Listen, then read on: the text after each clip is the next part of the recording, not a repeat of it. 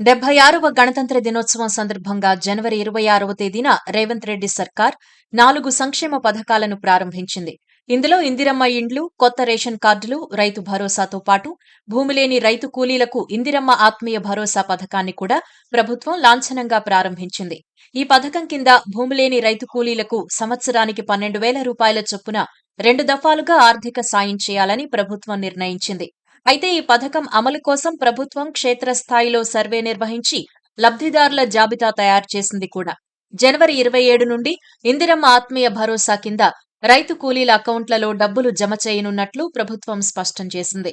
ఇదే విషయంగా నారాయణపేటకు చెందిన గవినోళ్ల శ్రీనివాస్ హైకోర్టులో పిటిషన్ దాఖలు చేశారు.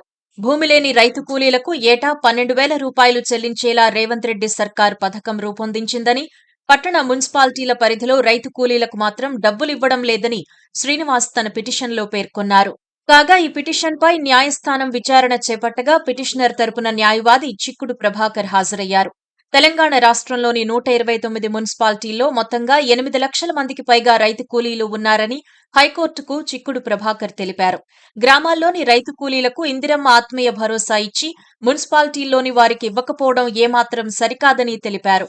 రైతు కూలీలు అందరూ సమానమేనని, ఎక్కడున్నా అందరూ కూలీలే అని వివరించారు. కేవలం గ్రామాల్లోని రైతు కూలీలకే పథకం వర్తింపచేయడం సుప్రీంకోర్టు తీర్పుకు విరుద్ధమని న్యాయవాది వాదించారు. పిటిషనర్ తరపు వాదనలు విన్న న్యాయస్థానం ఈ పిటిషన్పై 4 వారాల్లో తుది నిర్ణయం వెల్లడించాలని తెలంగాణ ప్రభుత్వానికి హైకోర్టు ధర్మాసనం ఆదేశాలు జారీ చేసింది. దీంతో లబ్ధిదారులు ప్రభుత్వం తమకేమిస్తారో, ఎంతవరకు చేస్తారో అని కొంత నిరాశలో పడ్డారు.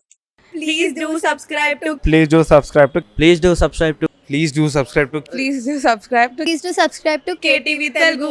KTV Telugu. KTV Telugu. KTV Telugu. KTV Telugu. KTV Telugu. Please do subscribe to KTV Telugu.